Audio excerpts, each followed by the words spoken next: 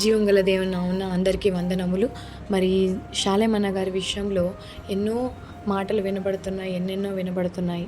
కానీ ఏది సత్యము అనేది దేవునికి మాత్రమే తెలుసు కదా. అందుకనే సత్యదేవుడైనటువంటి యేసయ్య మరి షాలేమన్న గారి గురించి చెప్తున్నటువంటి మాటలు ఏమనగా, మరి తండ్రి సన్నిధి మినిస్ట్రీస్ క్యాలెండర్ని మరి అన్నయ్య వాళ్ళే తయారు చేయించారు.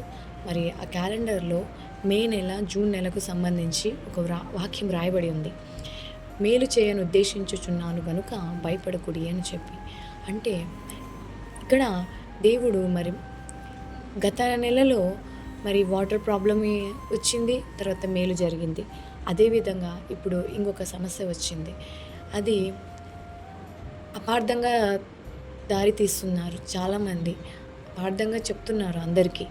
ఎనీవే, మనుషులు ఏమన్నా కానీ దేవుడు మాత్రం ఒక మాట చెప్తున్నాడు. అదేమనగా, ఒక మంచి బహుమానం ఇవ్వాలనుకున్నప్పుడు, బహుమానం తయారు చేయాలి అని అనుకున్నప్పుడు, లేదా ఇవ్వాలనుకున్నప్పుడు మంచి మంచి పేపర్లు కలెక్ట్ చేసుకొని మంచిగా బహుమానం తయారు చేస్తారు. ఉత్త చేత్తోనే చేయం కదా, కత్తెర అనేది ఉపయోగిస్తాం కదా. అలాగే ఒక వంటకం తయారు చేస్తున్నప్పుడు ఒక్క చేత్తోనే అన్నీ చేయం కదా, కత్తి కూడా ఉపయోగించవలసి ఉంటుంది, లేదా కత్తిపీట ఉపయోగించవలసి ఉంటుంది.